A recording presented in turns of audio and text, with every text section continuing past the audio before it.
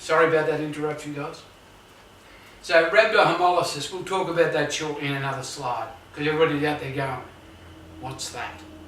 There might be a few people I know. So fractures. So, I think you've got a bit of a broken bone. That foot looks a bit weird, doesn't it? Don't see where the arm fracture is quite. Okay, so we might need to assist with diagnostic procedures, part of our process. So, plaster and splint care. Do you wonder what we mean by plaster and splint care? What's important? Okay, they've got a plaster on their arm. She'll be right. What happens if that plaster's too tight? What happens if they get swelling? What happens to a lot of little kids is they go swimming in their plaster. Or they get a bit of a loose plaster and it rubs. And then you get a wound and you get infection, smell. So there are things we have to consider that make just a simple fracture a complex issue. So pain, traction if they need traction. Righto? So pre and post-op care. So they might have to go to surgery to get a fixation of that broken bone. And then they're not going to be able to grab hold of the spoon if they've got plaster around their hand.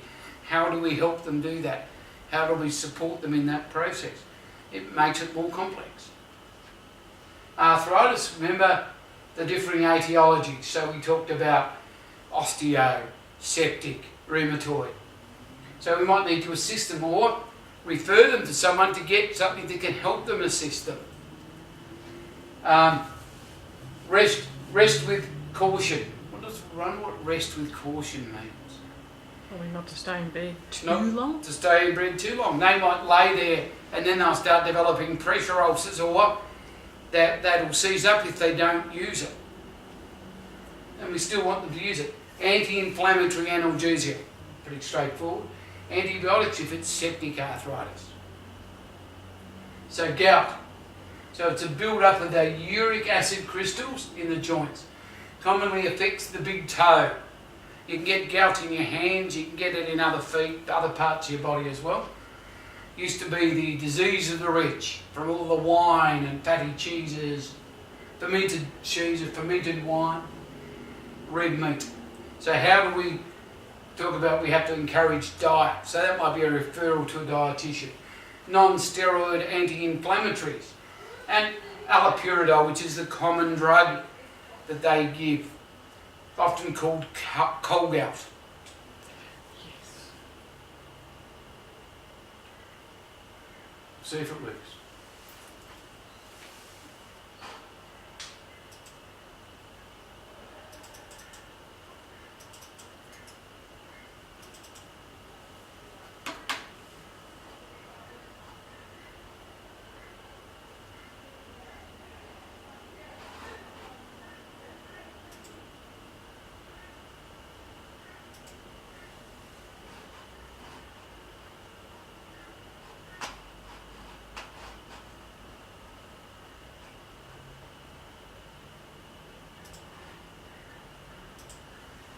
So, another short pause in our process.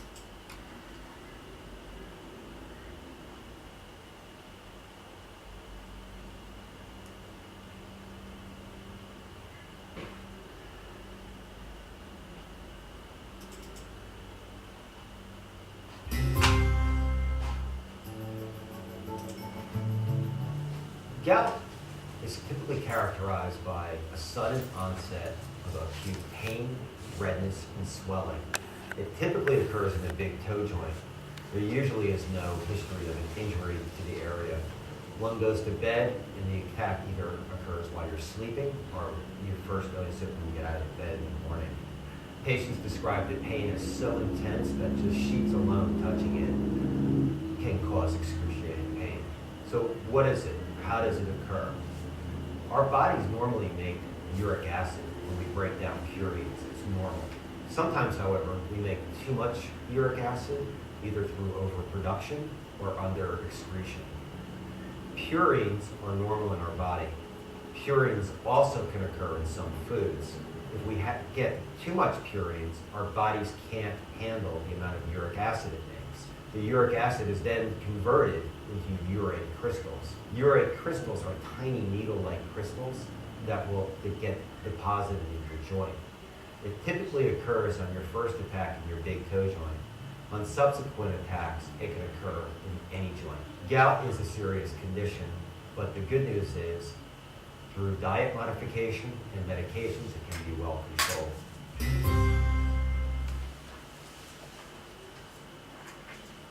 So a short explanation about what gout is.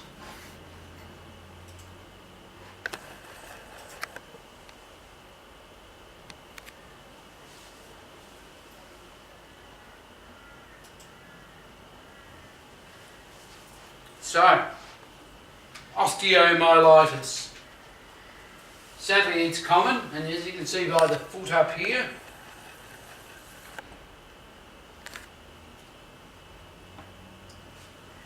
you can, it's a systemic infection, right? Chronic wound, right? Extending to the bone surface. So, it will be on the outside, going down to the bone. Right? And the way we look after them is antibiotics, analgesia, aspiration and drainage. So think of all the complex issues in there. So antibiotics, all the side effects, diarrhea, vomiting, have they got the right antibiotic? Analgesia, pain relief, and all the side effects of that. Aspiration, that's where they stick a needle into the joint and aspirate out any material or fluid build-up. It can be very painful, and it's a surgical procedure, so it needs to be done. So we might have to send them to theatre, and of course drainage and positioning, so we might have to be constantly turning it depending on their age, and pressure area care. So it becomes a complex, complicated issue. Now, rhabdohemolysis, right, usually follows a major muscle trauma, a crush injury, involves a breakdown of the muscle tissue resulting in myoglobinuria, muscle protein in the urine. Right? Causes include alcohol and drug abuse. Used to be very common in the IV drug users because they inject into their arm, it goes into a muscle, it starts the muscle breakdown. And we'll have a bit of a description of it in a minute. Causes, as I said, drug abuse, strenuous exercise. There's that classic one of the marathon runner in the Olympics. She ended up with rhabdohemolysis. You could see her muscles basically were melting and she couldn't run and she staggered in. That was the start of the onset of rhabdohemolysis. Infection, inflammatory, right, anaesthetic agents. There are electrolyte disturbances, heat and stroke. So lots of things to cause it. So prognosis is good if the cause can be identified. Well, in that runner, it was very easily identified. It was dehydration and destruction of a muscle, and she was losing all the lactic acid. And then you can get to an irreversible stage. And rhabdohemolysis in Australia, right, is often caused by, well, one of the classics is snakes, snake bite. Brown snakes, when they bite, can bite in and it can break down your muscle, and it actually causes rhabdohemolysis in your muscle. Classic story, a man working in ED, a man comes in, a belt around his arm, swollen arm, blue arm, and says, I've been bitten by a snake. He had a bit to drink, in fact he'd had a lot to drink. And I said to him, oh yeah, what sort of snake? He said, oh, I think it was a brown snake. I went, why? He said, well, I was putting up some signs on the property. This was whilst I was trying to work out what I was going to do with this arm. And he said, I was putting up the sign, having, and then this snake came up at me. And I slapped him to get him away from me. And he said, it was a brown snake, so he bit me. And so I thought, I didn't like it. So he said, I punched the snake. And the snake struck twice more. So he decided he'd put a tourniquet on his arm, because I don't know if you realise, but brown snakes, inject venom every time they bite. So he puts a tourniquet on his arm, really tight. So what would you do next? I'd go to the hospital because I'd been bitten by a brown snake. No, he finished putting up his for sale signs around his property and came to the hospital 4 hours later. So not only, well, he was still alright because he had the tourniquet on his arm, but he lost his arm. Not only had the rhabdomyolysis set in, he'd cut off the blood supply to the arm before as he hadn't released that tourniquet, which he shouldn't have because the snake venom would have got through his system. So, you know, it's about destruction of the muscle. He had no muscle. When they actually took him to theatre, they could take away the muscle and he basically had bone there. So they ended up removing his whole arm because it wasn't able to be grafted back.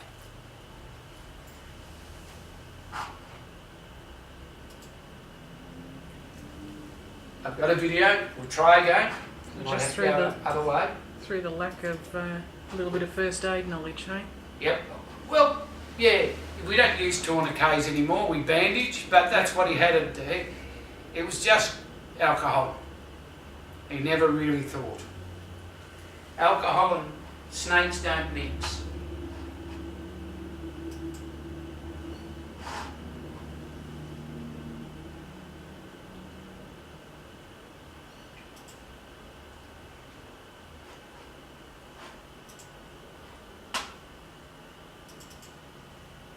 This is Dr. Carlo Ojeda, emergency physician and founder of edxitvideo.com. This video is about rhabdomyolysis. Rhabdomyolysis is the breakdown of muscle fibers resulting in the release of muscle fiber contents or myoglobin into the bloodstream. Some of these are harmful to the kidney and frequently result in kidney damage. When the muscle is damaged, a protein or pigment called myoglobin is released into the bloodstream and filtered out of the body by the kidneys.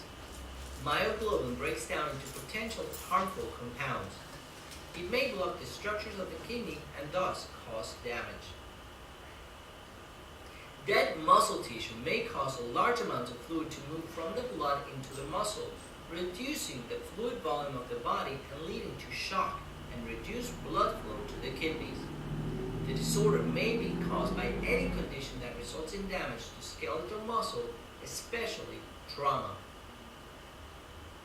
Risk factors include the following: alcoholism, certain inherited or genetic disorders, crush injuries, heat intolerance or heat stroke, ischemia or necrosis of the muscles, low phosphate, And that's what the snake bite does, is necrosis stuff. severe exertion such as marathon running or calisthenics, shaking chills, trauma, and use or overdose of drugs, especially cocaine, amphetamines, statins, which are cholesterol medicine, heroin, or PCP.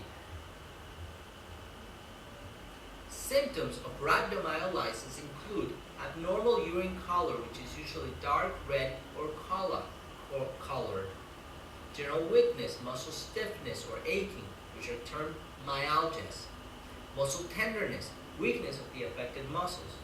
Additional symptoms include fatigue, joint pain, seizures, and weight gain. An examination might reveal a tender or damaged skeletal muscles. The CPK, which is a blood test, might be elevated. Also, serum myoglobin, serum potassium may be high. Urinalysis may reveal casts and be positive for hemoglobin without evidence of red blood cells when looked under the microscope. Urine myoglobin is usually positive. This disease may also alter the results of the CPK isoenzymes, urine creatinine, and serum creatinine. Early and aggressive fluid hydration may prevent kidney damage by flushing the myoglobin out of the kidneys. Fluids may need to be given through an IV. Some patients might need kidney dialysis. Medicines that may be prescribed include diuretics and bicarbonate. Hyperkalemia or hypotassium and low blood calcium levels should be treated if present. Kidney failure should also be treated as appropriate. The outcome varies depending on the extent of the kidney damage. Acute kidney failure occurs in many of these patients. Treatment soon after rhabdomyolysis will reduce the risk of chronic kidney damage. People with milder cases may return to normal activity within a few weeks to a month or more. However, some continue to have problems with fatigue and muscle pain.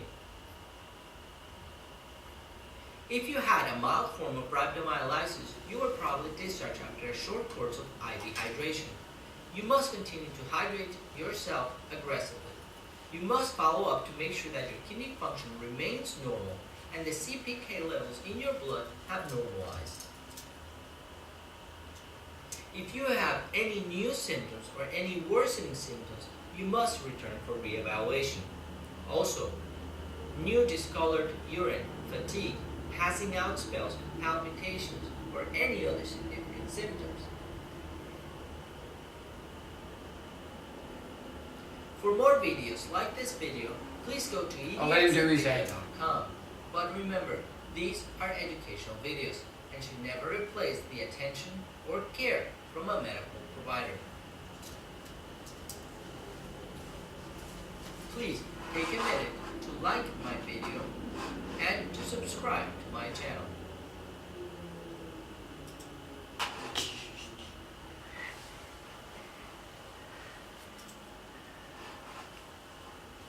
I like a self picture at the end there. Yeah.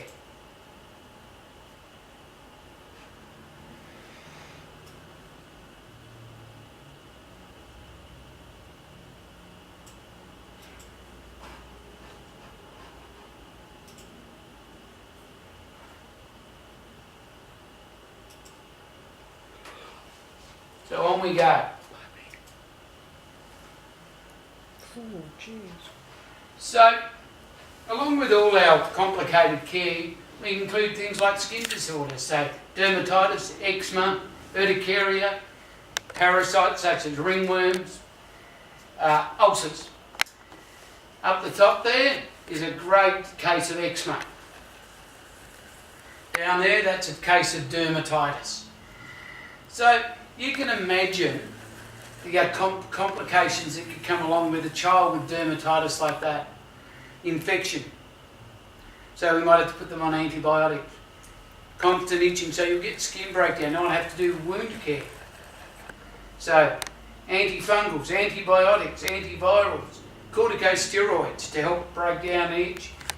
Immunosuppressant patients, high risk. So you need topical ointments, topical skin care. Right? Obviously symptom relief, so maybe something for the itch. Might have to use something to kill off the parasites that cause something. So we have to keep an eye on, do ulcer assessments. Different stages in wound care, we mentioned the stages of wounds. Dressing products, wound swab. Think about all those things we have to consider, and it's what makes care complex, doesn't it? So, respiratory disorders, so asthma, bronchitis, COAD. Everyone know what COAD is? We're waiting for an answer. There's only one person here, so we're talking about chronic obstructive airways disease. And you can also COPD, you'll hear a bit more of, pneumonia. So they're all the medications that we can give. And then oxygen, all the risks with oxygen, nasal prongs, masks, we might have to suction them. Managing their fatigue, if we send them home, we have to put them on oxygen. So there again, lots of complex, it's not just a simple, oh well they've got asthma, or they've got COAD, just send them home. It's all those things that we have to consider when they're in hospital and when we're sending them home. Blood disorders such as anemia, leukemia, 4 different types, and thalassemia. So along with those, we have to think about shortness of breath, fatigue, dizziness, right? So dizziness, understanding they can get portal hypertension. They can be pale, they can be unwell. So think about all these other things, chemotherapy for some of the leukemias, oxygen, stem cell therapy, radiation therapy, all the complications from all of those issues. So we go on to cardiovascular disease. So atherosclerosis, that's the fatty deposits into your arteries. Arteriosclerosis, loss of the elastic and hardening of arteries, which happens to very elderly people. PVD, DVT, so pulmonary vascular disease. DVT. Come on, we got Deep vein thrombosis. deep vein thrombosis. I got an answer out of the ether, it was good. CCF, myocardial infarction, angina, pulmonary edema, our lungs filled with fluid, hypertension, and aneurysm. There are so many things, and then there's all the medications that go with that. And then we might have surgery, an angioplasty. Everyone knows what an angioplasty is, where we put the catheter up in through the femoral artery to clear the blockages in the heart. Anticoagulation therapy. And neuro-op, we've got to consider that. Oxygen, positioning, ECGs, and adapting their ADLs. Right? Daily weights, fluid balance charts maybe. All the other things that we will have to do for these people. So complex care includes, so you think about this, who else could we have to call in to help us with this? So we can think of an occupational therapist, physiotherapist, pharmacy, because they might have a mixture of medications already on, is it appropriate? The doctor. Yeah. So it's not just one person, it's a team of people.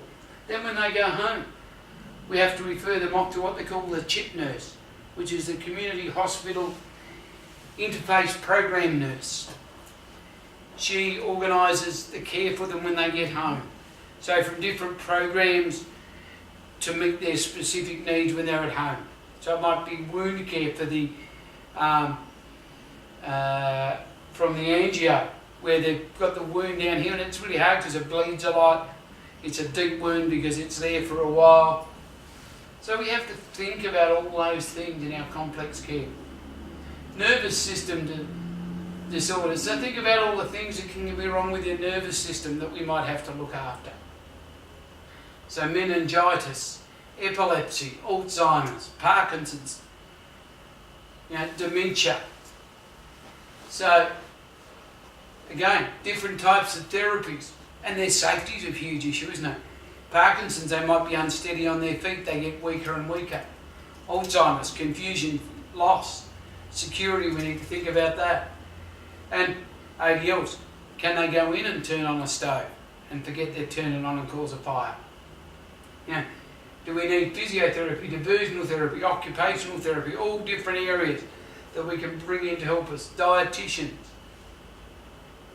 Infectious diseases. Tuberculosis is becoming more and more common. We've got a re-emergence of H1N1, the bird flu.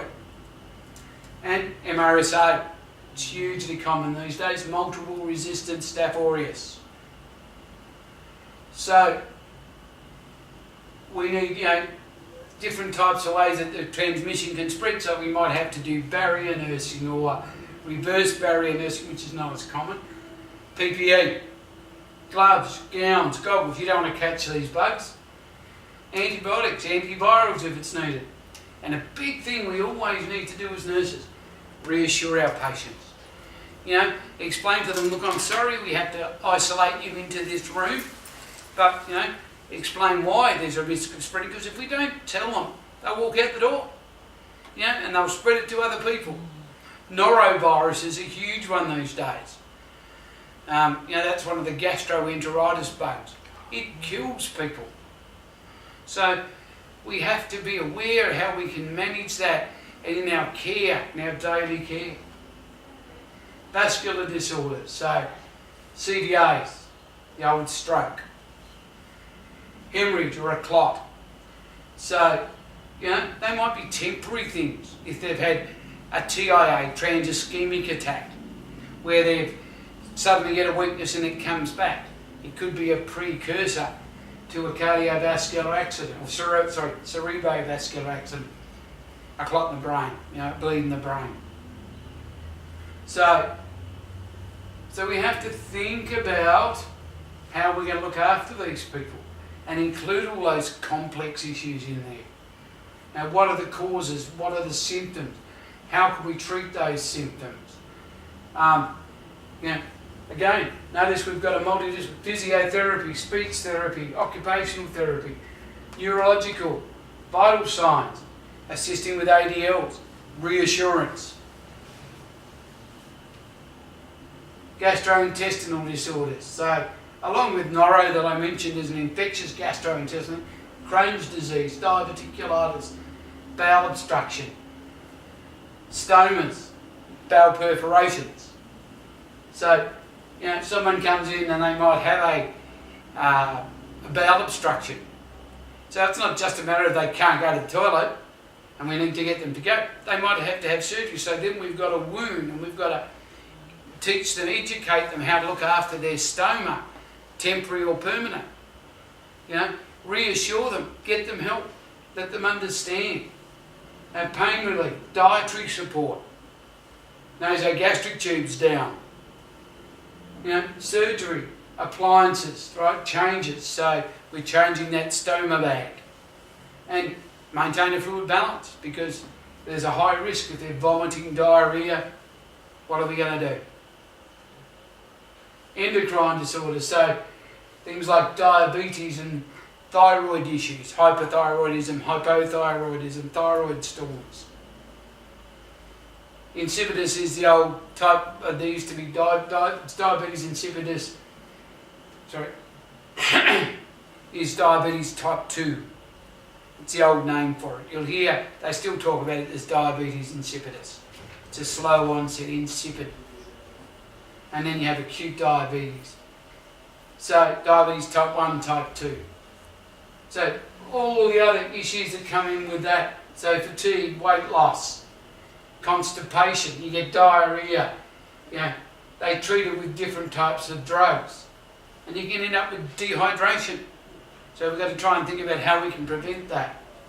Thyroid storm, thyrotoxic crisis, acute exacerbation of hyperthyroidism. So you'll get a sudden release of thyroxine into your blood and it goes up really high and you get what they call a thyroid storm. And it's a medical emergency because they'll get tachycardia. They can go into SVT, which is a life-threatening arrhythmia, stupor, right? Untreated, they can have vascular collapse, hypotension, and coma and death. So it is a complex. Reproductive disorders, infertility, so hyperstimulation syndrome, cancer. All right. So we have to think about the issues with infertility, And I mentioned before things like, the social impacts. How do we help them? Do we get someone in? So we might have to get in a doctor, a surgeon, to give them alternatives, IVF educator, fertility educators, physiotherapists to help them. Really, really important. So things that we'll have to consider. And management, daily wage, DVT prevention so they don't lay there. Full blood count, fluid balance chart, depends on what you want. Analgesia, antiemetics, chest physio. So all these things. And again, we go back into the urinary system and all the things that we might come under that pyelonephritis, incontinence, overflow, urge, stress, renal calculi, renal failure.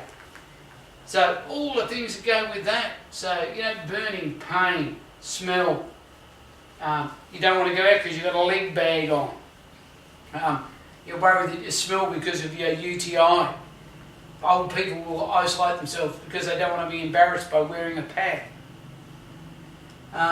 So we have to think about how we can help them, how we can support them, how we can encourage them to keep up those ADLs and get back out there. Yeah? So what we're talking about in complex care is it's important, and I'll reinforce it, that we understand that nothing is simple. No, when we're looking after someone at home or in a hospital, whether it be in a maternity ward, the surgical ward, the medical ward, emergency department, things can be not just a simple thing. It's not that they just have a headache. It could be more complex, or it could be just that they have a headache. But we have to assess and determine and think about how we can best help that person to give them the best quality care. If you see something, you suspect something, tell someone. That man's come in with a headache, we think he's got a migraine. You notice that he can't lift himself up. That's not normal from a migraine, or it could be. But we report it. We tell the nurse, or the registered nurse, or we tell the doctor. And they might go and do a CT and discover that they've got a bit of a stroke going on. Or they might have a little clot or an aneurysm. It's the simple things that we as nurses pick up that save lives. Prime example is I had a lady, she was at the old pokies, going away, and she fell off the chair. And she'd had a few drinks, and they brought her into ED with an ambulance, and the doctor goes, had a few drinks, had fallen off the chair, had a bit of a chuckle. And I started to look after the patient. I was doing neuro assessment on her. He said, "Oh, do you think neuro obs are really needed?" I went, "Yeah, well, why did she fall off the chair?" He said, "Because she was drunk." I said, I talked to the ambulance, she wasn't drunk when they walked in. "Oh, she's had drinks." "Yeah, she's had a couple of drinks." "Do you know what she drank?" She smelt of alcohol." I said, "She's had a glass of wine." "Oh." I said, perhaps we should get a CT of the head." "Yeah, I suppose so." I said, "Look, just do it. He goes, "Oh, all right." Had to give it to me because I was the nurse, and he knew I was going to be a pain in the backside until he did what I wanted and I got my own way. He did it. She actually had about the size of my fist growth inside her in her brain. It was actually squashing her brain sideways. Now, it had only just started to affect her. I think I think it was about 30% of her brain space was taken up by a lesion. So, I might add that doctor is now a neurosurgeon. A very good neurosurgeon. Okay. And I would go to him at any time. Why? Not because he misdiagnosed someone, that he listened to the nurse. That makes him a smart doctor. He had the guts to say, come up to me afterwards and said, "Neville, you've saved that person's life probably. It was my mistake, I did the wrong thing." And I didn't say anything. I went, "Yeah, that's fine, everyone makes mistakes." And it's just that I was looking after her. He saw her for 5 minutes. He read a report, saw her for 5 minutes, moved on to the next patient. I was looking after her for half an hour. So it's about collaboration. It's about looking at the big picture when we deal with someone and supporting the process and bringing in those other people. This is not your patient, it's the team's patient. If I can get nothing else across about complex care, we need to have a team to help people. Thanks guys, appreciate it. Thanks Judy.